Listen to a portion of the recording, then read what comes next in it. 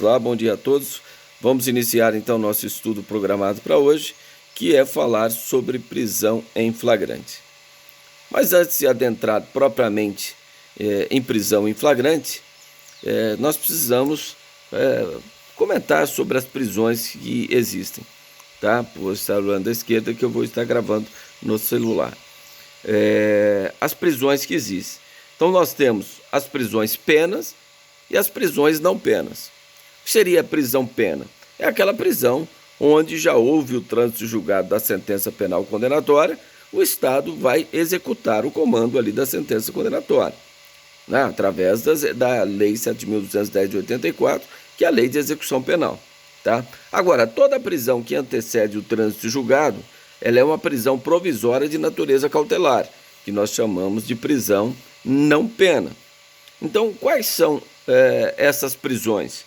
Então, nós temos a prisão temporária, que está descrita na Lei 7.960 de 89, né? Ou seja, ela é aquela prisão para investigação em determinados crimes cujo rol ele é taxativo, onde seja imprescindível para a investigação, ou o sujeito não tem residência fixa ou não fornece os elementos para sua identificação.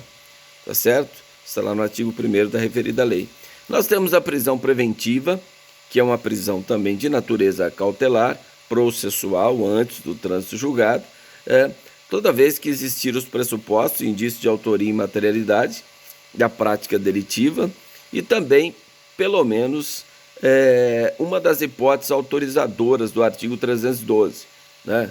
Garantia da ordem pública, conveniência da instrução criminal, aplicação da lei penal, garantia da ordem pública, esteja preenchidos os requisitos do artigo 313, né? Que a pena de reclusão seja acima de 4 anos, que o sujeito não seja reincidente, né? Aliás, e se for reincidente, não seja... aliás, que o sujeito seja reincidente, aliado ao disposto do artigo 64, inciso 1, ou seja, se fizer mais de 5 anos de prazo, não leve em conta a reincidência, né? Do término do cumprimento da pena. E também nos casos de medida protetiva, descumprimento de medida protetiva, Lei Maria da Penha, está lá no artigo 313, são aquelas hipóteses que nós vamos estudar posteriormente. Então isso é prisão preventiva, né? É uma prisão processual também de natureza cautelar.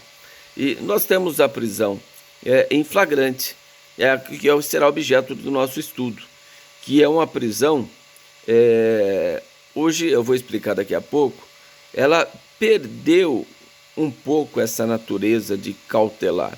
Alguns doutrinadores hoje a chamam de prisão pré-cautelar ou subcautelar. E eu vou explicar por quê. Então, prisão em flagrante. Temos também a prisão domiciliar, que está disposta no artigo 317, 318 do Código de Processo Penal, né? Que é a prisão domiciliar, cujo rol das hipóteses ali é taxativo. Somente naquelas hipóteses pode ser substituída a prisão preventiva por prisão domiciliar, então artigo 317, 318. E nós temos também a prisão especial, ou seja, para determinadas categorias de pessoas, tendo em vista a função que ocupa, aquelas normalmente que têm prerrogativa de função, eles têm direito a essa prisão especial.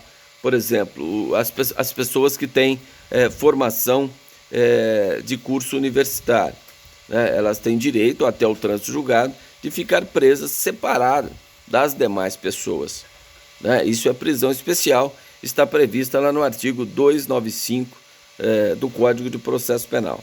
Tá? Prisão administrativa, aquela que era realizada para fazer com que o funcionário público cumprisse a obrigação legal. Essa não existe mais. Isso não foi recepcionado pela Constituição de 88. Então não tem cabimento mais na nossa legislação essa prisão de ordem administrativa. Isso não existe. Como não existe prisão para averiguação, né? Não existe mais aquela prisão para averiguação. O sujeito é levado, você está detido, nós vamos te levar para a delegacia para fazer uma averiguação. Isso não existe. Se isso ocorrer, por parte de policiais, abuso de autoridade, né? Certamente.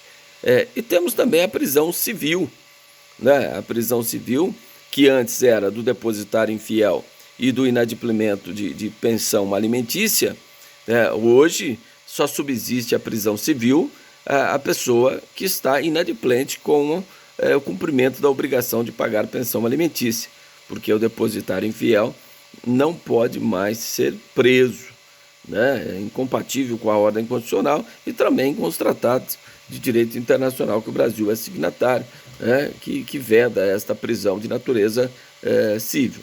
Então, a finalidade, é lógico, dessa prisão civil não tem nada a ver com a finalidade da pena, que de acordo com a teoria eclética, né, que vocês já estudaram, absoluta, relativa, é eclética ou mista, a nossa legislação adota a teoria eclética, pelo menos na teoria, que a pena tem um caráter de retribuição pelo mal que o sujeito causou, né, e a ressocialização. Então, retribuição e ressocialização. Essa é a finalidade da pena. No que se refere à prisão civil, não tem essa finalidade. A finalidade é exclusivamente de coerção, o sentido de fazer com que o sujeito cumpra a obrigação que é pagar a pensão alimentícia. Então não tem nada a ver com a prisão, a finalidade da pena. E essas pessoas normalmente ficam em locais separados dos demais presos, como os presos temporários também, que não podem ficar presos juntos com presos preventivos, com presos que já têm cumprindo pena definitivamente. Necessariamente eles têm que ficar separados, os presos temporários. Tá? Mas tanto a prisão preventiva como a prisão temporária será objeto de estudo em separado. Tá? Nós vamos ser um tópico só para estudar essas prisões. O objetivo nosso hoje aqui é estudar prisão em flagrante delito. Certo? Então eu vou explicar para vocês, prestem atenção, sobre quando eu falei para vocês que a prisão temporária, aliás, a prisão em flagrante, desculpe, ela não tem mais aquela natureza autônoma de prisão cautelar. Ah, por que não tem, professor? Antes ela tinha? Tinha. Antes de 2010 ela tinha. Porque em 2010 nós tivemos uma reforma sobre as prisões, onde foi criadas medidas cautelares alternativas lá do artigo 319 do Código de Processo Penal. Então, o que acontecia antes de 2010? O sujeito foi preso em flagrante, o juiz verificava a legalidade do flagrante e ele continuava preso. Então, daqui 6 meses você perguntava, qual é o título da prisão daquela pessoa? Nesse exemplo dado, prisão em flagrante. Ele está aguardando o juiz dar a sentença. Aí o juiz dá a sentença depois de 1 ano. Ele está preso. Qual que é o título da prisão? Era o título da prisão antes de 2010? Em flagrante. Às vezes o juiz condenava, né, ele apelava, demorava 2 anos para julgar a apelação, o sujeito estava preso. Qual que era o título da prisão? Prisão em flagrante. Ele está preso porque ele foi preso em flagrante e continua preso. Até agora. Então, isso não existe mais.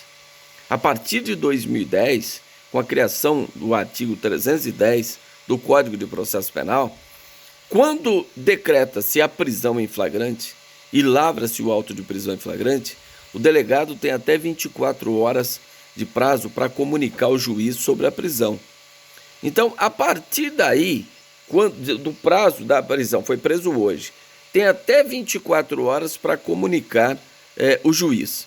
Comunicando o juiz poderá, nos termos do artigo 310, conceder a liberdade provisória com ou sem arbitramento de fiança, converter a prisão em flagrante em medidas cautelares alternativas à prisão do artigo 319, ele poderá relaxar a prisão se for ilegal, né, considerar alguma nulidade do auto de prisão em flagrante, e pode converter a prisão em flagrante em prisão preventiva. Então ele converte a prisão em flagrante em prisão preventiva. Então vocês verificam que do momento da prisão até a comunicação do juiz, o delegado tem 24 horas. Chegando o juiz lá hoje na audiência de custódia, né? Antes não tinha audiência de custódia, hoje tem audiência de custódia devidamente instituída, né? Uma vergonha, porque a legislação de direito internacional que o Brasil é signatário já determinava que o preso deveria ser apresentado imediatamente ao juiz quanto sua prisão. Na nossa legislação só tinha uma previsão, né, quando em pedido de habeas corpus o juiz poderia mandar apresentar o preso antes da sua decisão até a sua presença, mas isso não era cumprido também. Então, Vocês notaram que a partir desse prazo de 24 horas, a prisão em flagrante vai desaparecer. Antes ela não desaparecia. Antes ela perdurava até a sentença, depois da sentença. Hoje não mais. Hoje, então, se eu falar para vocês, olha, o sujeito está preso há 6 meses, vocês não precisam nem pensar para responder. Qual que é a resposta? Prisão preventiva. Por quê? A prisão temporária